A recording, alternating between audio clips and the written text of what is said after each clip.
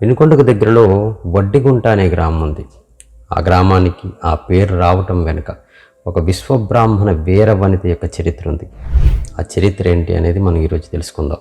అయితే మనకి ఈ సమాచారాన్ని శ్రీ కడియాల ఆంజనేయ శాస్త్రి గారు పంపించడం జరిగింది. అలాగే మీరు కూడా మీకు తెలిసిన చరిత్ర కానీ మరుగుపడినటువంటి వాస్తవాలు కానీ ఏవైనా ఉంటే తెలియజేయండి. ఇక వీడియోలోకి వెళ్దాం. సత్యమిదే ఛానల్కి స్వాగతం. నేను మీ నరేష్ విశ్వకర్మ. ఒకప్పుడు వినుకొండ పరిసర ప్రాంతాలన్నీ ఏ విధంగా ఉండవంటే దండకారణ్య ప్రాంతాలు అన్నమాట. ఆ ప్రాంతంలో ఒక గ్రామం, ఆ గ్రామంలో అందరితో కలిసి కొన్ని విశ్వబ్రాహ్మణ కుటుంబాలు కూడా ఆ గ్రామంలో కర్ర ఇనుము పనిముట్లు చేస్తూ జీవనం సాగిస్తున్నారు. ఇంకా అడవి ప్రాంతం అంటే మనకి ఏం కావాలైనా సరే అంటే వ్యవసాయం చేసుకోవాలైనా, పళ్ళు తెచ్చుకోవాలైనా, అలాగే కట్టెలు తెచ్చుకోవాలైనా సరే మనకి అడవి ఆధారం.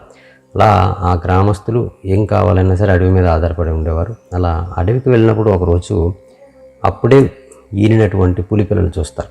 ఆ పులి లేకపోవడంతో ఆ పిల్లలు తీసుకుని ఆ గ్రామస్తులు ఆ గ్రామానికి వచ్చేస్తారు.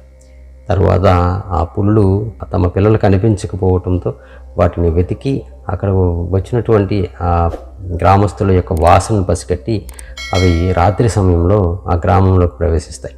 ఇలా గ్రామంలోకి ప్రవేశించిన తర్వాత అక్కడ ఉన్నటువంటి మనుషుల్ని, పశువుల్ని చంపేస్తూ ఉంటాయి. ఇది అలవాటు పడడం వల్ల ప్రతినిత్యం కూడా అలా చేస్తూ ఆ గ్రామంలో ఉన్నటువంటి పశువులపైన, మనుషులపైన దాడి చేశాయి.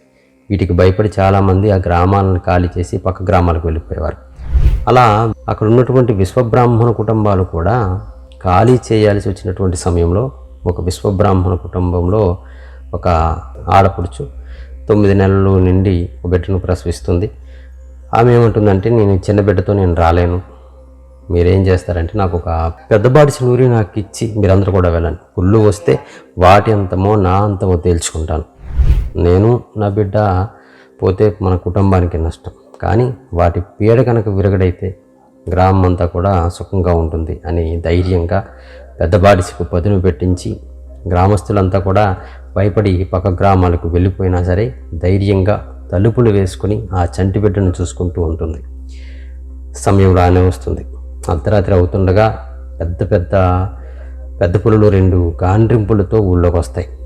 అంతా నిశ్శబ్దంగా ఉన్న ఆ వడ్లవారి ఆడపడుచు ఆ చంటి బిడ్డను రక్షించుకోవాలనేటువంటి ఉద్దేశంతో, అంటే ఆ పుల్లు గాండ్రింపులు వినిపించకుండా ఆ చంటి బిడ్డకి చెవులలో దూదులు బిగించి ఊయలలో వేసి ఊయలు ఊపమని తన తల్లికి పురమాయించి ఆ పెద్ద బాడిస తీసుకొని రణరంగంలో వీర రుద్రమదేవిలా ఓంకరిస్తూ బయట ఉన్నటువంటి ఆ పుల్ల రంకెలకు ఎదురుగోచి బిగించి జుట్టు ముడివేసుకొని కథనరంగంలో ఉగ్ర కనకదుర్గల, రాణి రుద్రమదేవిలా, ఝాన్సీ లక్ష్మీబాయిలా ధైర్యంతో బయట తలుపులకు మంచాలు అడ్డుపెట్టి ప్రహారీ గోడ దూకి పెద్ద బాడిస్తో వాటితో పోరాడి 2 పెద్ద పుల్లలు తల నరికేసింది.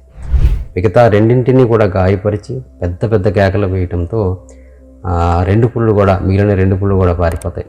ఈ దృశ్యానంతటిని కూడా ఆ ఊరు విడిచి వెళ్ళిపోగా అక్కడే ఉన్నటువంటి ఇంకా కొంతమంది ఆ ఇళ్ల మీద నుంచి, అలాగే చెట్ల మీద నుంచి ఈ సంఘటన అంతా చూసి వడ్లవారి అమ్మాయి కాదు కనకదుర్గ అని పొగుడుతూ పులుల వల్ల ఆయన గాయాలకు పసురు వైద్యం చేయించి మరుసటి రోజు ఆమెను ఊరేగింపు చేశారు.